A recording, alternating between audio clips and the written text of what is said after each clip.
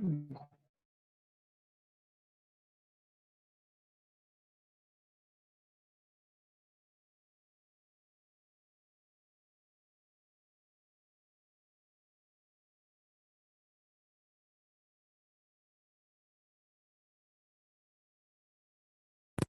I audible? Hello?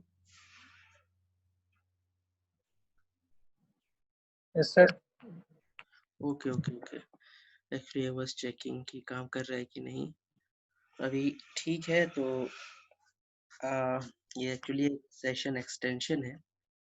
आप second year से third year से हैं विनय कुमार सिंह? Yes, sir. आप थर्ड? Yes, sir. सर आपके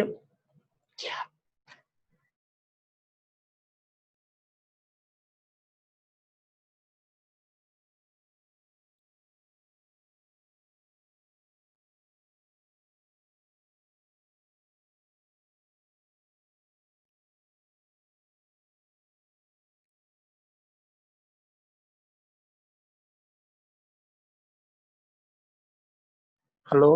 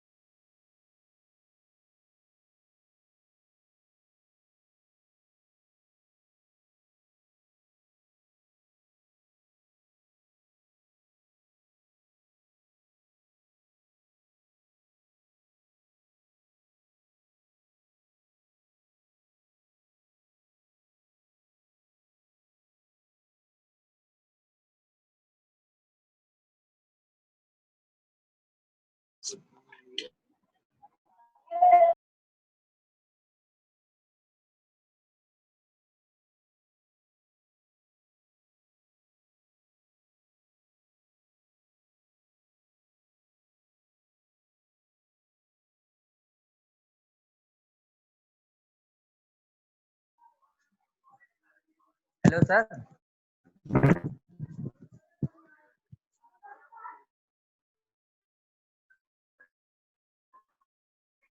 तो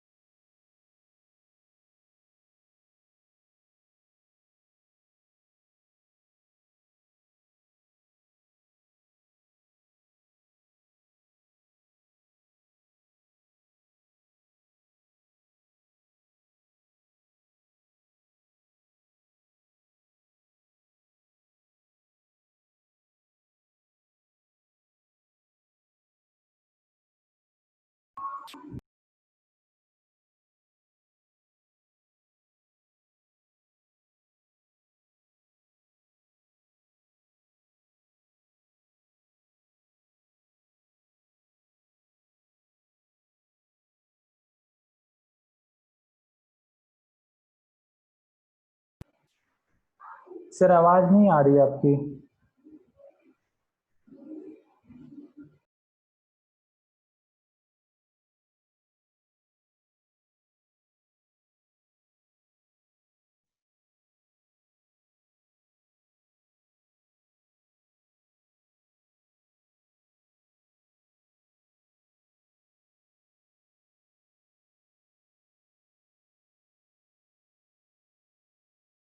आवाज आ रही है?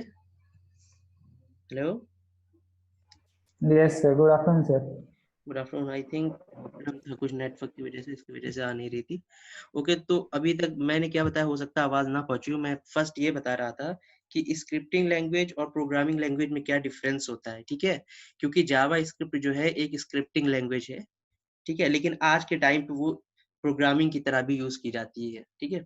तो हम ये देखेंगे फर्क क्या है। मैंने ये बताया है कि स्क्रिप्टिंग लैंग्वेज जो होती है वो इंटरप्रेटर का यूज करती है एग्जीक्यूशन के लिए, ठीक है। जैसे कि आपकी जो पाइथन है, पाइथन इंटरप्रेटर का यूज करता है। जावा स्क्रिप्ट है, जावा स्क्रिप्ट भी जो है इंटरप्रेटर का यूज करता है।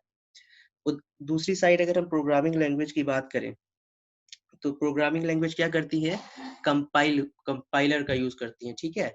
और यही बस बेसिक डिफरेंस है कि अगर हम किसी लैंग्वेज को कंपाइल कर रहे हैं तो वो लैंग्वेज प्रोग्रामिंग लैंग्वेज कहलाएगी। और अगर हम किसी लैंग्वेज को इंटरप्रेटर को दे रहे हैं और उसका यूज कर रहे हैं एग्जीक्यूशन के लिए, तो वो स्क्रिप्टिंग लैंग्वेज कहलाएगी। लेकिन आज के टाइम में, ठीक है, आज के टाइम में हर स्क्रिप्टिंग लैंग्वेज प्रोग्रामिंग लैंग्वेज कहलाती है। ऐसा क्यों है कि हम पाइथन के लिए कन्वेंशनली एक ट्रेडिशन चलता आ रहा है कि हमने जो है पाइथन के लिए कंपाइलर नहीं तैयार किया है। लेकिन कोई इंसान, कोई प्रोग्रामर जो है पाइथन के लिए कंपाइलर भी डिजाइन कर सकता है। और जब जैसे ही वो कंपाइलर डिजाइन करता है उस चीज के लिए, तो पाइथन का कोड जो है वो कंपाइल करेगा, ठीक है, और प्रोग्राम का एग्जीक्यूशन करेगा। तो हर स्क्रिप्टिंग लैंग्वेज को हम प्रोग्रामिंग लैंग्वेजेस बना सकते हैं, ठीक है। इसलिए हम पाइथन को कहते हैं कि स्क्रिप्टिंग लैंग्वेज है। स्क्रिप्टिंग लैंग्वेज इस बेस पे कहते हैं कि ट्रेडिशनली चलता आ रहा है। फिर पाइथन पाइथन के लिए हम इंटरप्रेटर का ही यूज करते हैं इस वजह से। इसी तरीके से अगर हम प्रोग्रामिंग लैंग्वेज की बात करें तो सी, सी प्लस प्लस, जावा, इनके लिए क्या ट्रेडिशनली चलता आ रहा है, ये कंपाइलर का यूज करती हैं, ठीक है। तो इसलिए जो है हम इनको प्रोग्रामिंग लैंग्वेज कहते हैं। लेकिन पाइथन को हम स्क्रिप्टिंग, प्रोग्रामिंग सब कह सकते हैं, क्योंकि हम जो है पाइथन को एज अ प्रोग्रामिंग लैंग्वेज भी यूज कर सकते हैं अगर हम कंपाइलर डिजाइन कर ले, और स्क्रिप्टिंग लैंग्वेज की तरह भी यूज कर सकते हैं अगर हम इंटरप्रेटर पे उसको रन करते हैं। I think it is clear कि what is the difference between a scripting language and a programming language. Yes sir. ठीक है, कंपाइलर का यूज प्रोग्रामिंग लैंग्वेज, और अगर इंटरप्रेटर का यूज तो स्क्रिप्टिंग लैंग्वेज। तो सी हो गया आपका, सी प्लस प्लस हो गया, इसी तरीके से आपका जावा हो गया, ये सब आपकी प्रोग्रामिंग लैंग्वेजेस है, ठीक है। लेकिन आप ये नहीं कह सकते हो कि जो है Python is not a programming language. Python भी एक प्रोग्रामिंग लैंग्वेज भी है, लेकिन ट्रेडिशनली वो स्क्रिप्टिंग लैंग्वेज है। हम पाइथन के लिए कंपाइलर डिजाइन कर सकते हैं। इसी तरीके से सी की अगर हम बात करें, सी ट्रेडिशनली प्रोग्रामिंग लैंग्वेज है, लेकिन हम अगर सी के लिए इंटरप्रेटर एक तैयार कर देते हैं तो वो हमारी स्क्रिप्टिंग लैंग्वेज बन जाती है। बेसिकली हमारा आज का फोकस है जावा स्क्रिप्ट पे। तो फर्स्ट ऑफ ऑल ये चीज याद रखिए कि जावा स्क्रिप्ट एक स्क्रिप्टिंग लैंग्वेज है, ठीक है, as well as programming language है। क्यों ऐसा?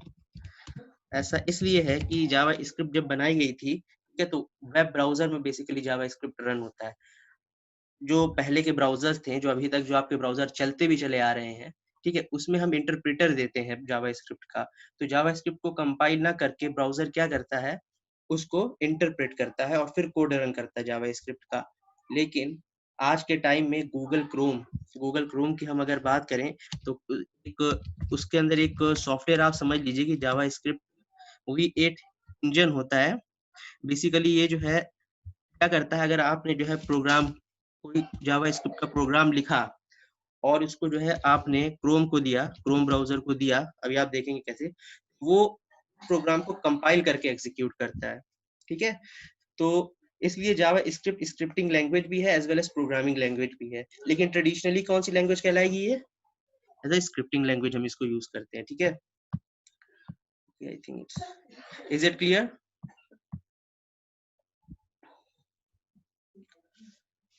Yes yes sir. सर। तो अब देखिए, हाँ ठीक है, अब यहाँ पे बात आती है कि हम जावा स्क्रिप्ट को कैसे लिख सकते हैं। जावा स्क्रिप्ट एक प्रोग्रामिंग लैंग्वेज है, ठीक है, और एक क्लाइंट साइड में यूज होती है। क्लाइंट साइड कहने का मतलब ब्राउजर में मोस्टली हम यूज करते थे क्लाइंट साइड की तरह, लेकिन आजकल जो है जावा स्क्रिप्ट को सर्वर साइड में भी यूज किया जाता है, ठीक है। दो टाइप से हम किसी लैंग्वेज को यूज कर सकते हैं, या तो आपसे सर्वर की तरह as a server side programming language use कर सकते हैं, या एज अ क्लाइंट साइड। तो क्लाइंट साइड का क्या मतलब है? क्लाइंट साइड का मतलब ये है कि वो लैंग्वेज आपकी ब्राउजर में रन होगी, ठीक है। जैसे आपका मोजिला हो गया, फायरफॉक्स, मोजिला हो गया, क्रोम हो गया, सफारी हो गया, तो ब्राउजर में ये सब रन होती है। जो प्रोग्राम ब्राउजर में रन होते हैं उन्हें क्लाइंट साइड कहते हैं। अब इसी तरीके सर्वर साइड प्रोग्रामिंग लैंग्वेज क्या होगी? वो प्रोग्रामिंग लैंग्वेज जो सर्वर में रन होती है, ठीक है। तो पहले जावा स्क्रिप्ट सिर्फ क्लाइंट साइड लैंग्वेज हुआ करती थी, लेकिन आजकल जो है ये सर्वर साइड लैंग्वेज भी हो गई है, क्योंकि हम सर्वर से कम्युनिकेशन करने के लिए भी जो है जावा स्क्रिप्ट का यूज कर सकते हैं। तो सबसे पहले हम ये देखते हैं किस तरीके से हम जावा स्क्रिप्ट का अपना फर्स्ट कोड लिख सकते हैं और उसको किस तरीके से ब्राउजर में रन करा सकते हैं, ठीक है। तो बेसिकली यहाँ पे हम और एक चीज और ये ध्यान देने वाली बात ये है कि जावा स्क्रिप्ट का कोड जो है हम HTML पेज के अंदर इम्बेड करते हैं, ठीक है। HTML पेज के अंदर रखते हैं उसको रन कराने के लिए। किस तरीके से आपको करना है, आप जस्ट यहाँ पे न्यू पे क्लिक करिए और टेक्स्ट डॉक्यूमेंट पे यहाँ पे आप क्लिक करके कोई भी आप फिलहाल अभी आप इसको नाम ना दें, आप इसको ओपन कर ले, ठीक है। और यहाँ पर सिंपल HTML कोड, ठीक है, HTML and head section, and यहाँ पे आप टाइटल दे सकते हैं कुछ भी। फॉर एग्जांपल टाइटल आपने दिया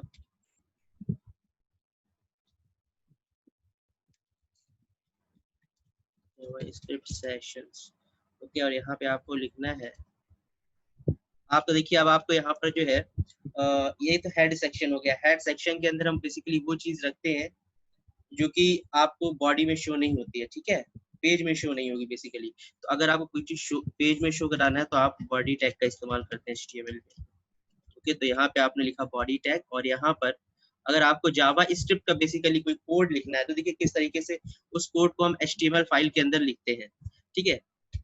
बहुत इजी तरीका ये है कि अगर आपको जहाँ पे भी जावा स्क्रिप्ट कोड को लिखना है तो आप जो है स्क्रिप्ट टैग का यूज कर लीजिए, बस script tag opening and closing. तो बेसिकली यहाँ पे क्या होगा कि इस टैग के अंदर, स्क्रिप्ट टैग के अंदर आप अपना जावा स्क्रिप्ट का कोड रख सकते हैं, वो रन करेगा, ठीक है, ब्राउजर पे। कैसे करना है? तो देखिए बहुत ही बेसिक प्रोग्राम की किस तरीके से हम किसी चीज को प्रिंट कराते हैं। अगर हम अगर हम सी या C++ की बात करें तो सी में प्रिंटफ यूज करते थे सॉरी,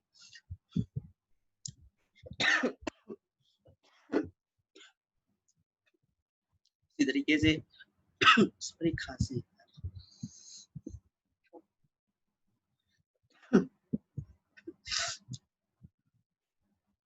जावा में system.out.println यूज करते थे।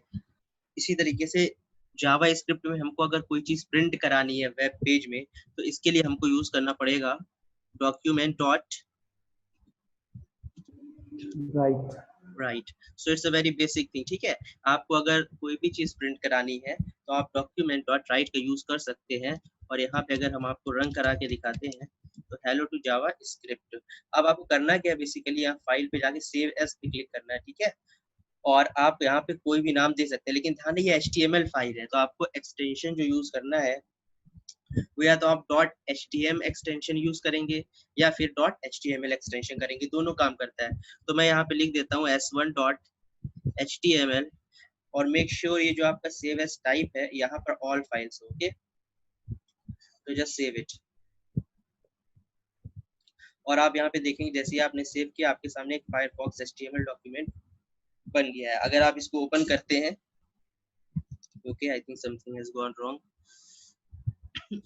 और सबसे बड़ी बात ये ध्यान रखिए यहाँ पे कि इसके लिए आपको एरर आपको शो नहीं होगा जावा स्क्रिप्ट का। अगर आप ऐसे सिंपल नोटपैड प्रोग्राम में बनाते हैं, नोटपैड में कोई चीज बनाएंगे तो आपको जो है एरर शो नहीं होती है, ठीक है। तो ये बहुत ही बड़ा, हम ये कह सकते हैं ये डिसएडवांटेज है नोटपैड का। इसको मैं एडिट कर लेता हूँ एक बार, edit, okay, I think there is no any edit option, edit with notepad plus plus मैं यूज कर लेता हूँ, आप नोटपैड में भी इसको कर सकते हैं, ठीक है।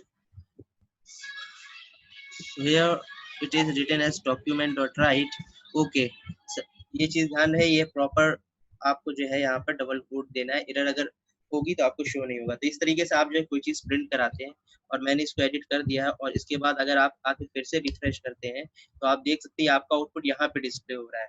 तो बेसिकली हुआ क्या कि हमने अपना जो है कोड जावा स्क्रिप्ट का वो लिखा है एक टेक्स्ट एडिटर में, टेक्स्ट एडिटर लिखने के बाद हमने जो फाइल बनाई है वो उसको एक्सटेंशन दिया है .html, और html के अंदर जो है, और html के अंदर जो है हमने उसको उसके जावा स्क्रिप्ट कोड को लिखा है। तो बेसिकली ये बहुत ही बेसिक प्रोग्राम है कि किस तरीके से जो है आप जावा स्क्रिप्ट का कोड किसी ब्राउजर में रन कर सकते हैं। अब देखिए एक चीज और ये है कि जावा आपको जो जावा स्क्रिप्ट है ये केस सेंसिटिव है। केस सेंसिटिव का कहने का क्या मतलब है कि अगर आप यहाँ पर document.write में अगर डी आप बड़ा बना देते हैं तो वो काम नहीं करेगा, यानी कि स्मॉल लेटर और कैपिटल लेटर, स्मॉल कैप और कैपिटल कैप्स की अगर आप बात करें, ठीक है, तो वो डिफरेंटली ट्रीट किए जाते हैं। इसलिए जो है आप जावा स्क्रिप्ट जो है आपकी केस सेंसिटिव। वहीं अगर हम HTML की बात करते हैं, ठीक है, HTML लैंग्वेज की, तो HTML लैंग्वेज केस इंसेंसिटिव है। आप उसमें HTML का H बड़ा बना सकते हैं, T छोटा बना सकते हैं, M बड़े लेटर में लिख सकते हैं, कोई फर्क नहीं पड़ता है। लेकिन अगर जावा स्क्रिप्ट में आप ऐसा करेंगे तो आपके कोड में एरर आएगा, ओके। तो स्क्रिप्ट टैग आपको समझ में आ गया होगा कि किस तरीके से जो है हम स्क्रिप्ट टैग का यूज करते हैं जावा स्क्रिप्ट के प्रोग्राम को रन करने के लिए। अब देखिए, अब सबसे इम्पोर्टेंट चीज आती है जावा स्क्रिप्ट में वेरिएबल्स का यूज, ठीक है, कि what are variables in JavaScript. तो हर प्रोग्रामिंग लैंग्वेज में मोस्टली वेरिएबल्स का हम यूज करते हैं। वेरिएबल्स वेरिएबल्स का जो यूज होता है वो इसलिए होता है ताकि हम अपना कोई भी डेटा मेमोरी में सेव करा सके, ताकि हम उसको आगे प्रोसेस कर सके या आगे यूज कर सके। वेरिएबल क्या है? एक मेमोरी लोकेशन है, ओके, मेमोरी लोकेशन जिसका एक नेम होता है,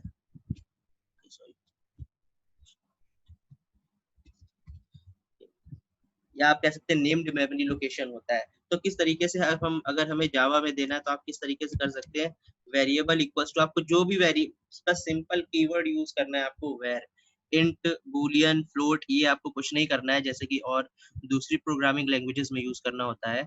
आपको सिंपली लिखना है वेर, और जो भी वैल्यू सेव करानी, फॉर एग्जांपल अगर मैं इंटीजर वैल्यू सेव करानी है तो मैं 12 लिख दूंगा, ठीक है। अगर मुझे यहाँ पे फ्लोट सेव कराना है तो 2.0 लिख दूंगा। इसी तरीके से अगर मुझे कोई स्ट्रिंग वैल्यू सेव करानी है तो यहाँ पे हम लिख सकते हैं, ओके, एलेक्स। तो ये तो है बेसिकली किस तरीके से आप जो है अपना डेटा वेरिएबल में सेव कर सकते हैं, ठीक है।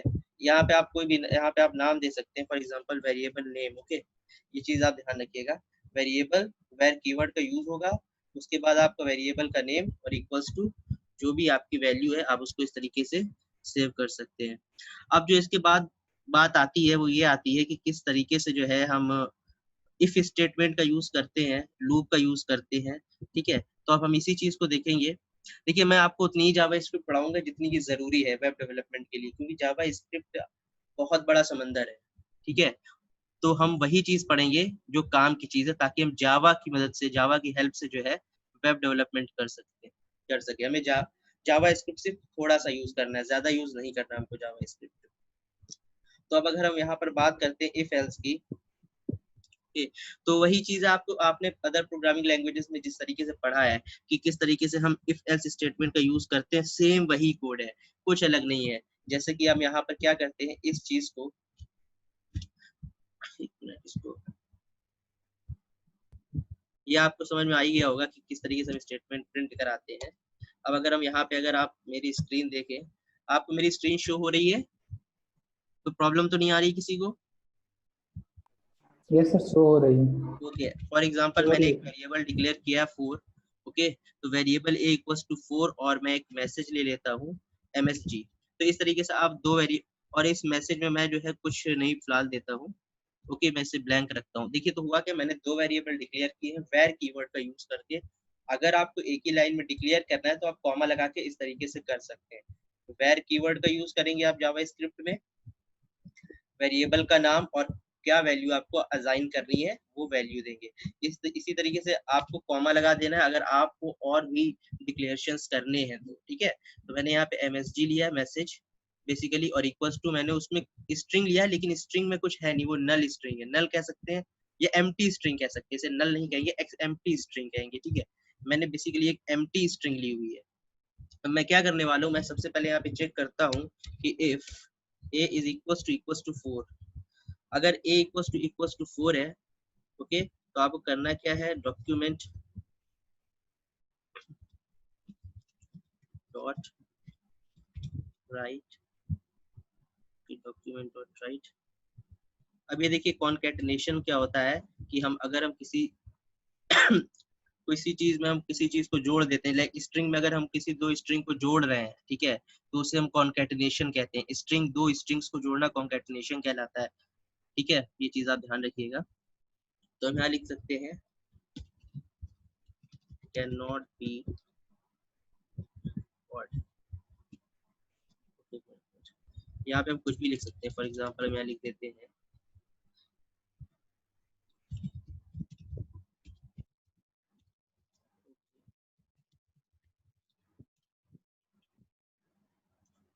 कैन नॉट बी एडेड, मैं इसको यहाँ पे लिख देता हूँ, ठीक है। और यहाँ पे हम एक मैसेज और दे देते हैं else। ये बहुत ही बेसिक चीजें मैं आपको इसलिए बता रहा हूँ, जल्दी से इसको मैं खत्म करके फिर मेन इंपॉर्टेंट चीजों में आऊंगा, लाइक फंक्शंस क्या है, डॉक्यूमेंट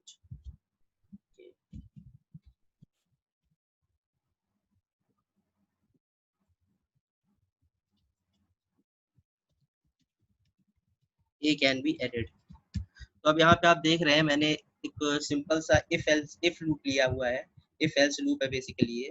तो यहाँ पे होगा क्या कि अगर हमने तो वैल्यू यहाँ पे फर्स्ट डिक्लेयर करा हुआ है a इक्वल्स टू 4, ठीक है, अगर यहाँ पर a की वैल्यू 4 होगी, ओके, तो document dot write a plus can not be added, यानी इसका मतलब क्या है, पहले आपका a शो होगा, a में जो भी वैल्यू पड़ी है, और फिर प्रिंट होगा can be added, can not be added, okay basically. और अगर a की वैल्यू 4 नहीं है तो a can be added, a को ऐड किया जा सकता है। हालांकि मैसेज का हमने भी कोई यूज नहीं किया है, इस वेरिएबल को हम यहाँ पर जो है स्किप कर देते हैं। मैं आपको यहाँ पे, मेरा इंटेंशन ये था ताकि मैं आपको बताऊं किस तरीके से आप मल्टीपल डिक्लेरेशन यहाँ पर कर सकते हैं। मैंने फिलहाल इसको कर लिया है सेव, और हम अगर जाते हैं इसमें तो 4 कैन नॉट बी एडेड आपका आउटपुट है, 4 कैन नॉट बी एडेड। ऐसा क्यों हुआ, क्योंकि यहाँ पर अगर आप देखें तो ए की वैल्यू कितनी है, हमें यहाँ पे चेक की 4, और हमने डिफाइन भी क्या कर रखी है, ए की वैल्यू 4, इसलिए ये स्टेटमेंट ट्रू हो गया आपका, तो ये स्टेटमेंट आपका चल गया। ये अगर कंडीशन ट्रू है तो ये स्टेटमेंट चला, अगर कंडीशन ये ट्रू नहीं होती तो आपका ये वाला स्टेटमेंट रन होता। तो बेसिकली अगर हम यहाँ पे इक्वल्स टू 5 कर देते हैं और उसके बाद इसका आउटपुट देखते हैं तो यहाँ पर 4 कैन बी एडेड आ रहा है, यानी कि आपका ये वाला स्टेटमेंट रन हो रहा है, ठीक है। तो ये I think it's very clear कि किस तरीके से जावा स्क्रिप्ट में हम इफ एल्स का यूज करते हैं। इसके बाद बात आती है कि किस तरीके से हम स्विच स्टेटमेंट का यूज करते हैं, ठीक है, ये बहुत ही बेसिक चीजें हैं। स्विच स्टेटमेंट का आपको यूज अगर करना है तो आप किस तरीके से करेंगे, ठीक है, ये भी सेम वैसा ही है जैसे आप सी प्लस प्लस और जावा में करते हुए चले आ रहे हैं। इस चीज को समझने के लिए जो है मैं एक प्रोग्राम ले लेता हूँ यहाँ पर, इसी स्क्रिप्ट टैग के अंदर मैं जो भी प्रोग्रामिंग कर रहा हूँ उसी स्क्रिप्ट टैग के अंदर कर रहा हूँ, ठीक है। अब फॉर एग्जांपल मैंने यहाँ पे लिया where choice is equals to 3 and login equals to like this, ठीक है, मैंने दो वेरिएबल डिफाइन किए हैं, चॉइस एंड लॉगिन। इसके बाद हम बात यहाँ पे करते हैं, हम अब देखिए किस तरीके से स्विच का यूज करते हैं। स्विच का बेसिकली काम क्या और कैसे ये वर्क करता है, इस चीज को मैं भी बताता हूँ मैं आपको प्रोग्राम की हेल्प से। मैंने यहाँ पे लिखा स्विच और मैं यहाँ पे देता हूँ चॉइस, ओके, वेरिएबल मैंने पास कर दिया इसके अंदर choice. Case 1, basically case 1 login is equals to manager, case 1 equals to login equals to manager, and here I will take a यहाँ पे इंडेंटेशन ये मत समझिएगा कि मैं यहाँ पे इंडेंटेशन ले रहा हूँ तो इंडेंटेशन जरूरी यहाँ पर, वो पाइथन में जरूरी, यहाँ पे जरूरी नहीं है। मैं यहाँ पे इंडेंटेशन इसलिए ले रहा हूँ ताकि कोड थोड़ा क्लीन लगे, ठीक है, और आपको समझ में आए। So here in case 2,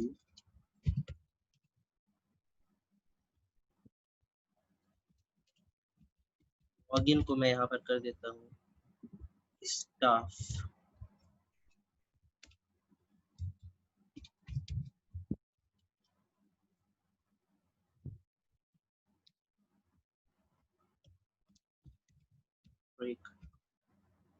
और एक और केस होता है यहाँ पर message default case. So default login is equals to customer break.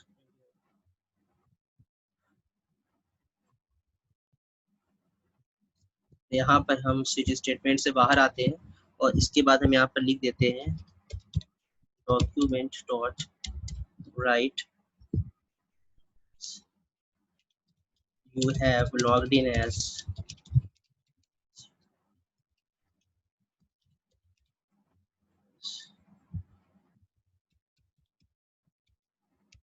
देखिए यहाँ पे कुछ बातें ध्यान देने लायक है कि यहाँ पर एक लॉगिन वेरिएबल है, ठीक है।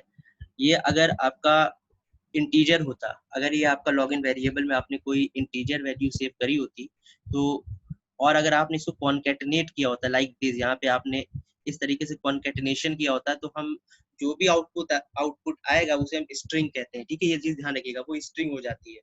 यानी अगर आपने इंटीजर में कोई स्ट्रिंग को ऐड कर दिया है तो जो ओवरऑल रिजल्ट होगा, जो ओवरऑल आउटपुट आएगा उसको हम स्ट्रिंग कहते हैं, ठीक है। ये चीज ध्यान रखिएगा, आगे यूज होगी। तो हमने करा क्या है, बेसिकली स्विच स्टेटमेंट में होता क्या है कि हमारे पास मल्टीपल चॉइसेस होती है, ठीक है, मल्टीपल चॉइसेस होती हैं और हमें जो है उनमें से किस चीज को एग्जीक्यूट कराना है, किस चीज को रन कराना है, ये हम स्विच केस में पास करते हैं, स्विच में पास करते हैं। तो देखिए यूज कैसे होता है स्विच केस, आपको स्विच कीवर्ड यूज करना है और स्विच कीवर्ड के अंदर आपको पास करना है कि आप किस चीज को रन कराना चाहते हैं, किस केस को रन कराना चाहते हैं बेसिकली। देखिए यहाँ पे केस 1 का मतलब क्या है, यहाँ पे हमने डिफरेंट केसेस दिए हुए हैं, okay. Login equals to manager then break, case 2 में मैंने login equals to staff then break, और फिर एक और केस है केस नाउ की, मैंने डिफॉल्ट केस लिया हुआ है और यहाँ पर जो है लॉगिन इक्वल्स टू कस्टमर हो जा रहा है और ब्रेक स्टेटमेंट का यूज हो रहा है। तो होगा क्या, बेसिकली यहाँ पर हमने चॉइस 3 दिया हुआ है, केस 3 रन होना चाहिए था, ठीक है। केस 3 तो है नहीं हमारे पास, तो अगर हमारे पास वो केस नहीं होता है तो डिफॉल्ट केस रन होता है, ठीक है। इस केस में अगर हम बात करें तो वेरिएबल चॉइस इक्वल्स टू है 3 और हमने यहाँ पे पास करा है चॉइस वेरिएबल को, चॉइस वेरिएबल का मतलब है 3, ठीक है। तो यहाँ पर केस 3 है नहीं तो डिफॉल्ट केस चलेगा, अगर केस 3 होता तो वो केस चल जाता, ठीक है।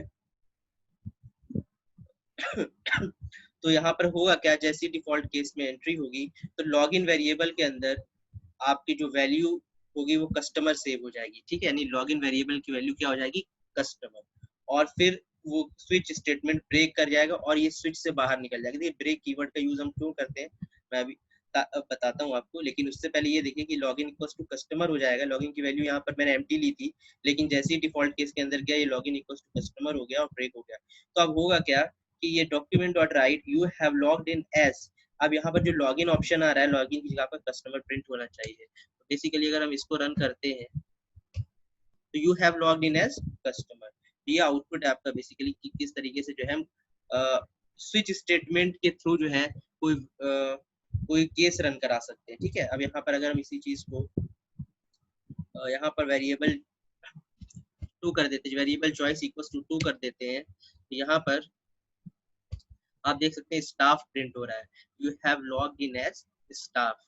ऐसा क्यों हुआ, क्योंकि मैंने यहाँ पर वेरिएबल चॉइस इक्वल्स टू 2 दिया हुआ है और स्विच के अंदर क्या पास हो रहा है, चॉइस की वैल्यू, यानी स्विच के अंदर 2 पास हो रहा है तो केस 2 रन करेगा, ठीक है। केस 2 के अंदर आप जो भी लिखेंगे वो सारे स्टेटमेंट रन होंगे, ठीक है। अब मैं यहाँ पे एक काम करता हूँ, ब्रेक हटा देता हूँ और आप देखिए क्या होता है।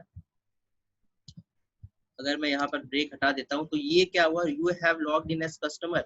ऐसा क्यों हुआ है, ऐसा इसलिए हुआ है क्योंकि अगर आप ब्रेक नहीं लगाते तो केस 2 तो रन होगा, उसके आगे के जितने भी केस हैं जब तक उसे ब्रेक नहीं मिलेगा तब तक वो रन होगा। ठीक है, तो ब्रेक का बेसिकली यूज क्या करना होता है कि अगर एक केस रन हो गया तो हम नहीं चाहते कि हमारे आगे के केसेस ऑटोमेटिकली रन हो। ठीक है, ये चीज ध्यान रखिएगा, अगर आपने ब्रेक यहाँ पे नहीं लगाया हुआ है तो ये चीज एग्जीक्यूट होगी, ये वाला स्टेटमेंट एग्जीक्यूट होगा और फिर लॉगिन जहाँ पे स्टाफ सेव हुआ था अब उसकी जगह कस्टमर से वो ओवरराइड हो जाएगा, यानी कि उसको जो है रिप्लेस कर देगा लॉगिन की वैल्यू को। तो इस तरीके से जो हम स्विच स्टेटमेंट का यूज करते हैं। I think it is clear, बहुत ही इजी चीज है ये, कोई बहुत बड़ी चीजें नहीं है। क्लियर है सबको? हेलो? Yes sir. ओके, ठीक है। अब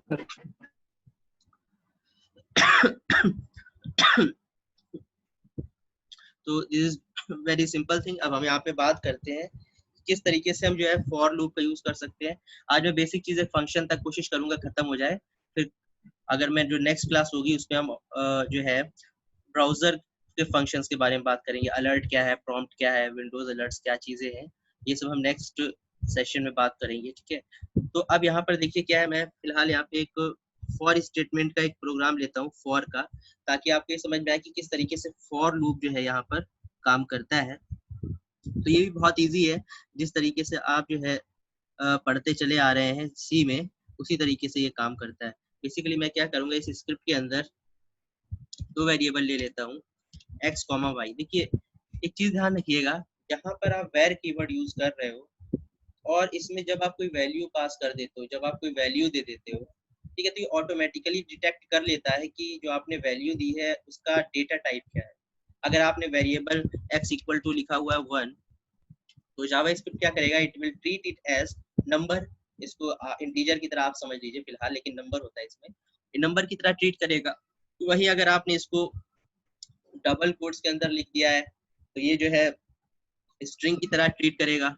इसी तरीके से आपने यहाँ पे अगर ट्रू लिख दिया है तो अब ये जो है as a boolean operator, boolean operator अभी आप पढ़ेंगे तब उसकी तरह ट्रीट करेगा। तो आपने जो भी राइट हैंड साइड में वैल्यू रखी है ऑटोमेटिकली जावा स्क्रिप्ट डिटेक्ट कर लेता है कि वो वैल्यू किस टाइप की है। ठीक है, तो अब हम बेसिकली करने के वाले हैं, दो वेरिएबल लिया मैंने और यहाँ पर हम for x is equal to 19, x is greater than 0, x minus minus. तो ये बिल्कुल वही सिंटैक्स है सी का जो आप लोगों ने पढ़ रखा है, कि हम सबसे पहले क्या करेंगे, x की वैल्यू को 19 से इनिशियलाइज कर देते हैं, यानी कि इनिशियली वैल्यू क्या है हमारी x की, हमने दी हुई है 19। ओके, और x की यहाँ पे कंडीशन चेक करते हैं हम, तो हम ये चेक कर रहे हैं कि x की वैल्यू क्या 0 से ग्रेटर है। उसके बाद जो भी हमें इंक्रीमेंट डिक्रीमेंट करना होता है वो हम अपने इस पार्ट में करते हैं। ठीक है, जैसे मैं यहाँ पर हर बार एक डिक्रीमेंट कर रहा हूँ x की वैल्यू में। तो वही चीज है, यहाँ पर आपको करना क्या है,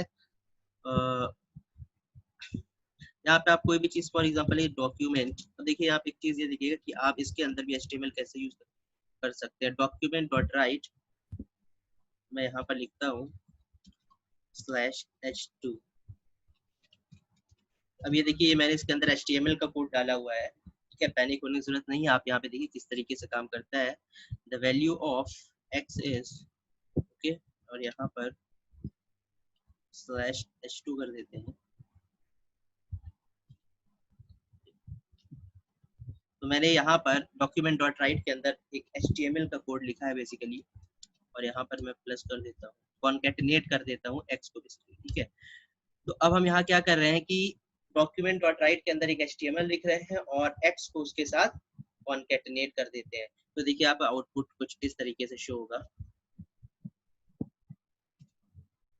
समथिंग इज रॉन्ग हियर। ये देखिए एरर यहीं पे चीजें शो नहीं होती कि एरर एक्चुअल में हुई कहाँ पे है। ये आपको बहुत ही ज्यादा ध्यान रखना पड़ेगा कि बेसिकली एरर हो कहाँ पे रही है।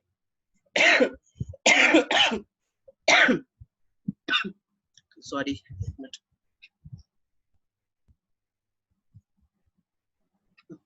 x की वैल्यू 19 है, x की वैल्यू 0 से बड़ी है और x आपको हर बार इंक्रीमेंट करना है। h2 the value of x is h2 बस। Okay, it should run, I think why it's not running, perfectly run होना चाहिए इस कोड को। Okay, something is wrong here. Okay okay okay okay, यहाँ पे आप देखिए मैंने सर कॉमा वो लगा दिया कॉमा है। यहाँ पर आपको जो है सेमीकोलन। सेमीकोलन लगाना है, ये चीज आपको ध्यान रखनी पड़ेगी, ठीक है। ये छोटी छोटी मिस्टेक्स जो है जावा स्क्रिप्ट पे प्रोग्राम को रन नहीं होने देती, और हम लोग इसको एरर ढूंढ भी नहीं पाते जब काफी बड़ा जावा स्क्रिप्ट का कोड होता है, ठीक है। तो अब आप यहाँ पर देख सकते हैं किस तरीके से पेज में बेसिकली वैल्यूज प्रिंट हो रही है। तो the value of x is 19, then 18, then 17, 16, 15 till जब तक कंडीशन आपकी ट्रू है, यानी कि 1 तक कंडीशन ट्रू 1 होगी और ये चीज प्रिंट हो जाएगी। तो ये एक तरीके से जो आपने पेज जनरेट किया है, ये कौन सा पेज है? स्टैटिक कहेंगे आप इसको या डायनेमिक पेज कहेंगे? आप बता सकते हैं, वही बताएगा मुझे कि ये स्टैटिक पेज कहलाएगा या डायनेमिक पेज कहलाएगा। सर डायनामिक कह सर सकते हैं। डायनामिक पेज है। डायनेमिक पेज होगा। ठीक है, डायनेमिक पेज है। Hello sir. Dynamic page actual में होता क्या है, ऐसा पेज जो मैं बना नहीं रहा हूँ लेकिन मैं कोड कर रहा हूँ, वो पेज ऑटोमेटिकली जनरेट हो रहा है, ठीक है। ये पेज मैंने लिखा नहीं था कहीं पे कि the value of x is 19, the value of x is 18। मैंने जावा स्क्रिप्ट की हेल्प से जो है इस चीज को जनरेट किया है। तो जब जब जावा पढ़ेंगे, जावा में सर्वलेट्स पढ़ेंगे, ठीक है, या जेएसपी पढ़ेंगे, तो आप वहां पे देखेंगे कि हम जावा का यूज करके ये सारी चीजें जनरेट करेंगे, ठीक है। हम जावा स्क्रिप्ट की हेल्प से भी डायनेमिक वेबसाइट बना सकते हैं, जावा की हेल्प से भी डायनेमिक वेबसाइट बना सकते हैं, ठीक है। आज के टाइम पे हम दोनों टेक्नोलॉजी यूज कर सकते हैं, लेकिन क्योंकि ये जो सेशन मैं जो भी सेशन ले रहा हूँ, हम इस पे जावा की बात करेंगे। आगे चल के जावा जावा जावा पढ़ेंगे, और उसके बाद हम जावा से किस तरीके से वेब डेवलपमेंट करते हैं, कैसे हम सर्वर साइड प्रोग्रामिंग करते हैं, हम वो सीखेंगे। ये बस जितनी जरूरी जावा स्क्रिप्ट हम वही बेस सीख रहे हैं। एक्चुअल में होना क्या, मीटिंग ये खत्म होने वाली, तो आप लोग जो है फिर से एक बार इस मीटिंग को रीज्वाइन कर लीजिएगा, ठीक है। लिमिट होती है 45 मिनट्स की, आई थिंक 40 मिनट्स की। तो मैं यहाँ पर मीटिंग फिर से रिस्टार्ट कर रहा हूँ, आप लोग इसको फिर से ज्वाइन कर लीजिएगा, ओके। Okay sir.